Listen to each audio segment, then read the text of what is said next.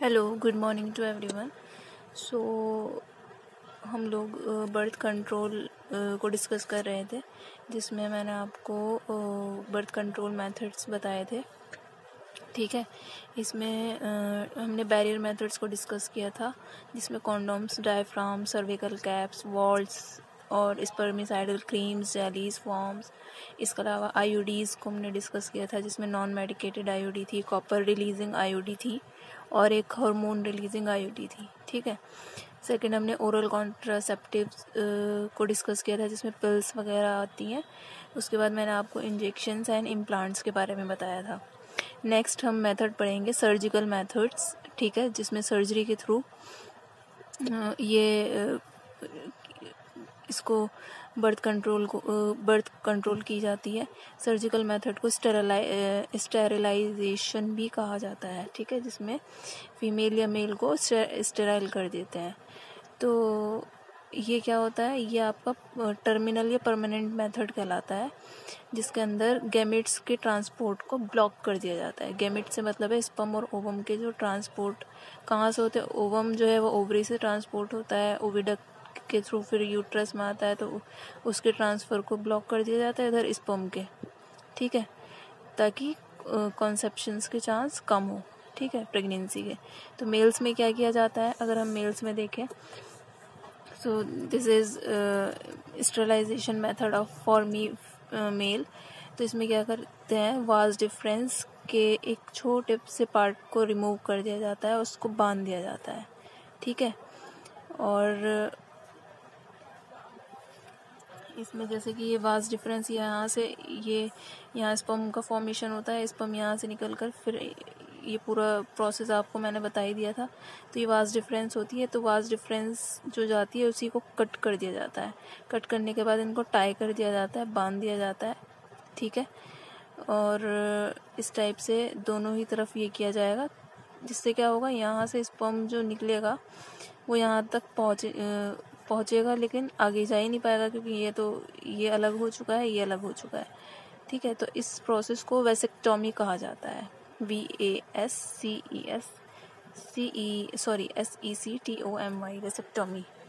ठीक है, ये वाला मेथड जो है आपका, ये मेल्स में होता है। ओके, नेक्स्ट ऐसे ही एक प्रोसेस फीमेल्स में होती है, जिसमें फैलोपियन ट्यूब के एक पार्ट को कट करके टाई कर दिया जाता है through a small incision in the abdomen या वेजाइना।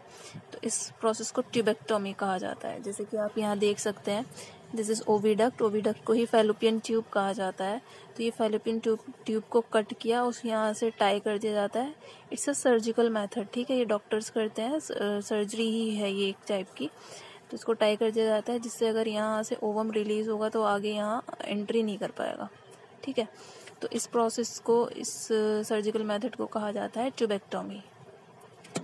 ओके, ये आपका आई थिंक क्लियर हो गया होगा, वेसेक्टोमी एंड ट्यूबेक्टोमी। नेक्स्ट हम पढ़ लेते हैं मेडिकल टर्मिनेशन प्रेगनेंसी।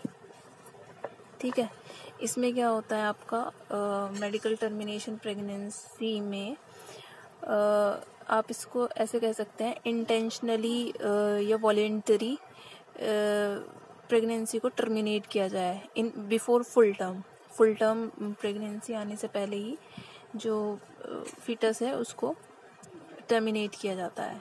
ठीक है, तो ये काम इंटेंशनली या जानबूझकर या फिर अपनी इच्छा से करवा सकते हैं।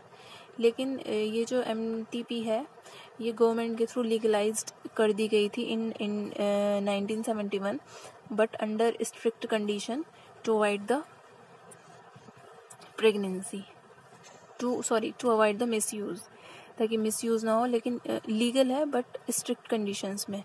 वो स्ट्रिक्ट कंडीशन या वो सिचुएशंस क्या है जब MTP करा सकते हैं, या तो फर्स्ट सिचुएशन ये है, failure of contraceptive use during coitus और रेप्स।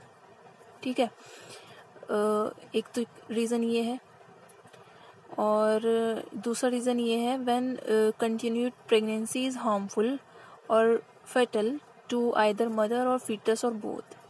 ठीक है, दूसरा आपका यही हो गया कि अगर लगातार प्रेगनेंसी होती जा रही है और वो मदर या फिर फीटस दोनों के लिए ही घातक हो, तो उस कंडीशन में उस प्रेगनेंसी को टर्मिनेट करा सकते हैं। ठीक है, तो ये जो MTP है आपका, ये सिर्फ फर्स्ट ट्राइमेस्टर तक ही सेफ है। फर्स्ट ट्राइमेस्टर आपका 12 वीक्स ऑफ प्रेगनेंसी होती है। जब प्रेगनेंसी 12 वीक्स तक हो जाती है तो उसको फर्स्ट ट्राइमेस्टर कहा जाता है, तभी तक ये सेफ है, अदरवाइज आप MTP नहीं कराएंगे। ठीक है, so this is all about the MTP।